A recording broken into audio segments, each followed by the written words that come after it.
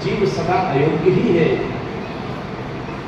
कई बार ऐसा होता है, श्रोता की पंक्ति में बड़ा विद्वान व्यक्ति आकर के बैठ जाए तो वो व्यास का अनुसंधान करने लगता है।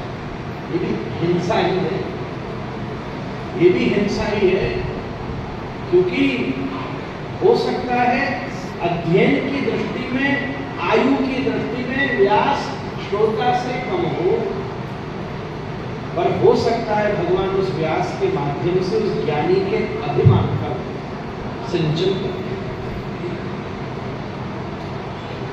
साधक अपनी दृष्टि से उसका अवलोकन। श्रीमन महाप्रभु श्रीरंगम में बैठे उल्टी गीता पढ़े ब्राह्मण के सामने कहते जय हो जय हो। वो कहता विष्णवे नमः।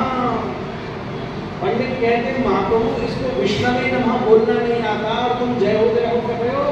हम सामवेद न्याय वेदांत के पंडित हैं, तुम्हारे को ऐसे ऐसे श्रुति सुनाने मिले। महाप्रभु बोले रोज बैठता है, 2 महीना हो गया, इसी से पूछते तो क्या करता है बोले, क्या करता है गीता पढ़नी आती है, नहीं आती, और देख रहा उल्टी तो पकड़े बैठा, कहाँ पढ़ता होगा।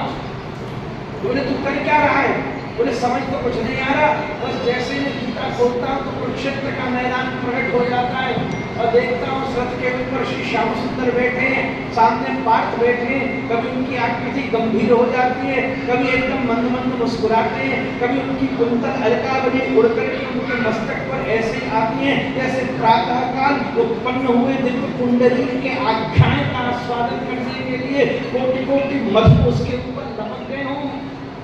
ऐसी दिव्य आकृति का दर्शन करके हृदय को ऐसा उत्फुल्लता अनुभव होती है, मैं क्या बताऊं, क्या कह रहे हैं ये तो समझ में नहीं आता, पर बोलने की भिन्न भिन्न मुद्राओं का और अर्जुन की भिन्न भिन्न ग्रहण करने की मुद्राओं का आनंद लेता रहता हूँ। महाप्रभु ने कहा हे विप्रो तुमने वेद पाया, इसमें वेद का सार पाया।